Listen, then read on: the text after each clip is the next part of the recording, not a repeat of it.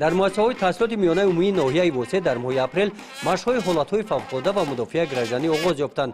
Чорабинии мазкур тибқи нақши чорабиниҳои ситоди ноҳиявӣ оид ба пешгирии ҳолатҳои фавқулода ва мудофиаи гражданӣ бо мақсади пешгирии ҳодисаҳои табиӣ ба роҳ монда шуданд.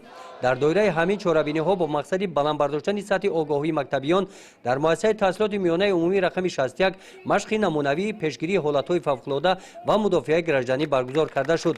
дар оғоз аъзоёни ситоди ноҳиявӣ, муаллимони омодагии дифои ҳарбии муассисаҳои таълимӣ, иштирокчиёни ин чорабинӣ бо хонандагон оиди ҳодисаҳои табиӣ ва пешгирии он, риояи қоидаҳои бехатарӣ ҳангоми сар задани ҳодисаҳои нохуш саволу пурсишҳо гузаронинданд.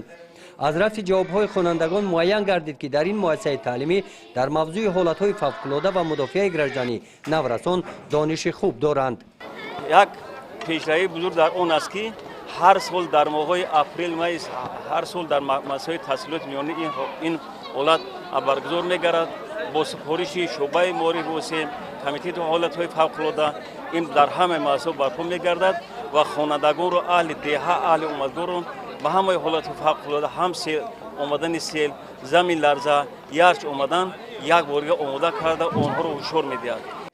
идомаи машқи пешгирии ҳолатҳои фавқулода ва мудофиаи гражданӣ дар сани ҳавлии муассиса идома ёфта, ҳар як гурӯҳ бо чусту чолокӣ он вазифаҳое, ки назди онҳо гузошта шуда буданд, онро дар сатҳи баланди омодагӣ иҷро намуданд. гурӯҳҳои алоқа, гурӯҳи наҷотдиҳӣ, гурӯҳи оташхомӯшкунӣ вазифаҳое, ки ба зиммаашон гузошта шуданд, бо тайёрии ҳамаҷониба онро бо моҳорати баланд иҷро намуданд. дар ин чорабинӣ аз ҷониби наврасон машқҳои омодагии дифоии ҳарбӣ намоиш дода шуданд. дар қисмати ҷамъбастии чорабинӣ барои иштироки фаъолона ба иштирокчиёни фаъоли чорабинӣ сипосномаи шуъбаи кумитаи ҳолатҳои фавқулода ва мудофиаи граждании тоҷикистон дар ноҳияи восеъ тақдим карда шуданд.